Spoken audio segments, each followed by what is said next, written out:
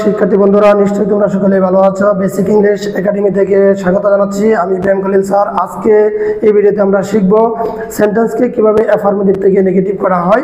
শুরুতে আমরা শিখব বিভারযুক্ত সেন্টেন্সকে কিভাবে অ্যাফার্মেটিভ থেকে নেগেটিভ করা হয়। চলো আমরা শুরু করি।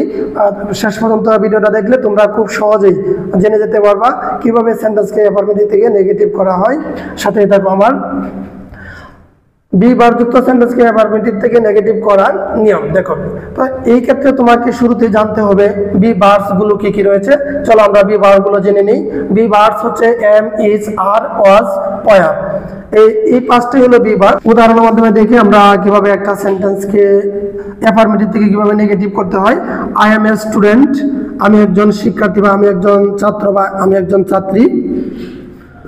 I am not a student, অর্থাৎ আমি একজন শিক্ষার্থী নই। এটা বি ভার্বযুক্ত সেন্টেন্সে নট এম এর সাথে নট বসছে। দ্বিতীয় সেন্টেন্স আমরা দেখি দে ওয়ার প্লেয়ার্স, তারা খেলোয়াড় ছিল। এটাকে নেগেটিভ করবো আমরা দে ওয়ার নট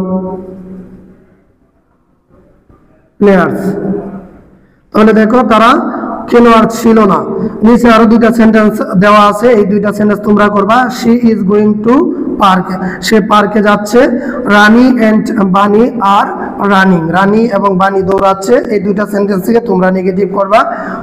দেখো সর্বশেষ তোমাদেরকে বলে দিচ্ছি, বি ভার্বযুক্ত সেন্টেন্সকে নেগেটিভ করার সবচেয়ে সহজ উপায় হচ্ছে প্রত্যেকটি বি ভার্বের সাথে নট যোগ করে দিবা।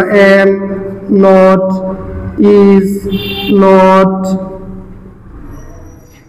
আর, not, was, not, were, not. অর্থাৎ বিভারযুক্ত সেন্টেন্সের সাথে শুধু নট যোগ করলেই অ্যাফার্মেটিভ থেকে নেগেটিভ হয়ে যাচ্ছে।